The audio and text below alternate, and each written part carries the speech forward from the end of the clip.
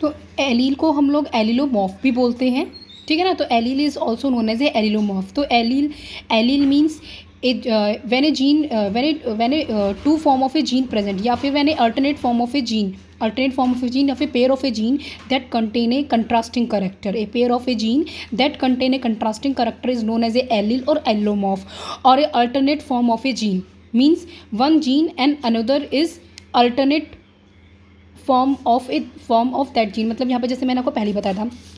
फिर नेक्स्ट जो हमारे इसके टर्मिनोलॉजी जिसे हम अभी बहुत ज़्यादा इसमें पढ़ने वाले जेनेटिक्स में, वो है होमोजाइगस एंड हेट्रोजाइगस। देखो, होमो मीन्स सेम और zygous means zygote, hetero means different, zygous means zygote. यहाँ पे हम डिप्लॉइड ऑर्गेनिजम्स की बात करें कि डिप्लॉइड सेल्स में से कैसे, मतलब ठीक है, आगे मैं भी आपको और बताती हूँ। तो सबसे पहले जो टर्म दिया था ये बैटसन ने दिया था, a cell with two identical gene. अगर किसी भी सेल में दोनों ही जीन्स आइडेंटिकल फॉर्म में प्रेजेंट हैं, जैसे कि मैंने यहाँ पे एग्जांपल दिया है कि अगर कोई भी एक सेल है, ठीक है ना, और वहाँ पे जो हाइट के लिए जो जीन रिप्रेजेंट कर रहा है, जो जीन्स हैं वहाँ पे, वो दोनों ही जीन्स आइडेंटिकल फॉर्म में, पेयर्ड फॉर्म में प्रेजेंट होंगे। ऑब्वियसली बात है, क्योंकि डिप्लॉइड ऑर्गेनिजम्स हैं। गैमीट फॉर्मेशन के वक्त ही गैमीट फॉर्मेशन के टाइम ही तो क्या नाम है, आपके क्रोमोसोम्स हाफ ऑफ हो जाते हैं। लेकिन अगर गैमीट फॉर्मेशन नहीं होगा तो जो डिप्लॉइड ऑर्गेनिजम्स है, नॉर्मली जो सेल्स होगा वो तो डिप्लॉइड होगा, तो उसमें पेयर्ड फॉर्म में प्रेजेंट होंगे। तो उसमें क्या है, दोनों ही जीन्स आइडेंटिकल हैं, यानी ये जीन्स और ये जीन्स दोनों ही क्या है, दोनों ही टॉलनेस को रिप्रेजेंट कर रहा है। इनमें से ना तो कोई डोमिनेंट है ना ही रेसेसिव है। जबकि हमने यहाँ पे अल्टरनेट फॉर्म में, मैंने वो क्या बताया था कि अल्टरनेट फॉर्म में क्या होगा कि ये जीन है, ये उसका अल्टरनेट फॉर्म, यहाँ पे ये alternate form of A gene, यानी ये इस जीन का ये वाला जीन अल्टरनेट फॉर्म है, या ये जीन, ये यहाँ पे जैसे मैंने आपको दिखाया था कि ये जो टॉलनेस के लिए है जीन, ये डॉर्फनेस के लिए जीन है। तो ये जो डॉर्फनेस वाला जीन है, ये टॉलनेस वाले जीन का कंट्रास्टिंग जीन है। तो जहाँ पे इस टाइप की चीज़ें प्रेजेंट होंगी वहाँ पे एलील होंगे। प्लस एलील में ये भी होगा कि एक जीन जो होगा वो डोमिनेंट होगा, दूसरा क्या होगा, रेसेसिव होगा। तो होमोजाइगस में क्या मैंने बताया कि वो सेल्स जिसमें क्या होगा, दो आइडेंटिकल जीन होंगे, यानी कैपिटल टी कैपिटल टी। तो यहाँ पे कैपिटल टी, दोनों ही कैपिटल टी हैं, तो दोनों ही टॉलनेस को रिप्रेजेंट कर रहे हैं, या स्मॉल टी दोनों ही क्या है, दोनों ही डॉर्फनेस को रिप्रेजेंट कर रहे हैं। इसमें से कोई भी किसी का भी कंट्रास्टिंग फॉर्म नहीं है, दोनों ही आइडेंटिकल हैं।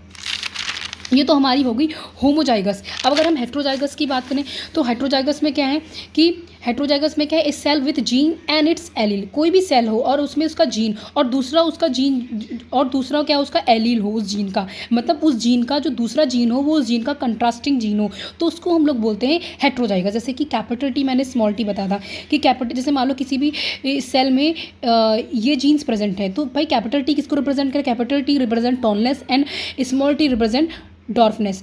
तो इसमें क्या है कि कैपिटल टी डोमिनेंट है और स्मॉल टी जो है हमारा रेसेसिव कैरेक्टर है। तो ये जीन हो गया, ये उसका एलील हो गया, यानी कि ये जीन हो गया और ये वाला जीन जो हो गया इस टॉलनेस का क्या हो गया, इस टॉलनेस का जो हो गया ये कंट्रास्टिंग फॉर्म हो गया। ठीक है, तो ये हमारा हेट्रोजाइगस कंडीशन हो गई।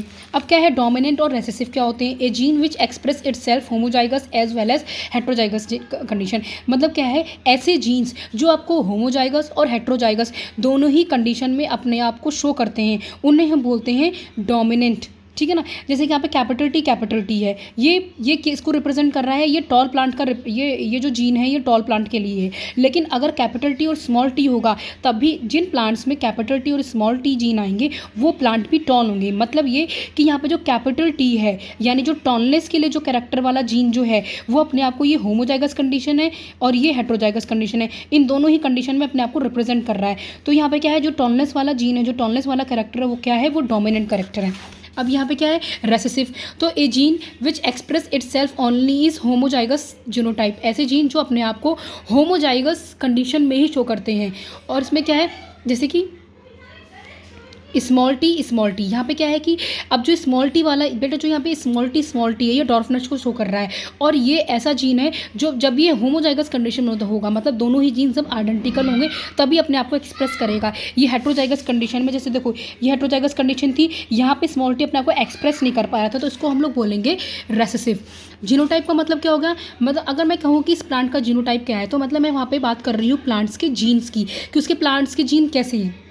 ठीक है, जेनेटिक मेकअप या जेनेटिक कॉन्स्टिट्यूशन की हम ऑर्गेनिजम्स की बात करें। फिनोटाइप का मतलब क्या है, उसका फिजिकल अपीयरेंस कैसा है, प्लांट टॉल है, डॉर्फ है, ठीक है। और देखो क्रॉस में क्या होता है कि क्रॉस का मतलब ये होगा कि जो हम रिप्रोडक्शन करते हैं, रिप्रोडक्शन बिटवीन टू प्लांट्स के बीच में जो हम रिप्रोडक्शन करते हैं उसको हम लोग बोलते हैं क्रॉस। फाइलेलियल ये आप लोग बहुत पढ़ोगे एनसीईआरटी में, that means next generation. Selfing means crossing the organism of same generation के ऑर्गेनिजम्स के बीच में जो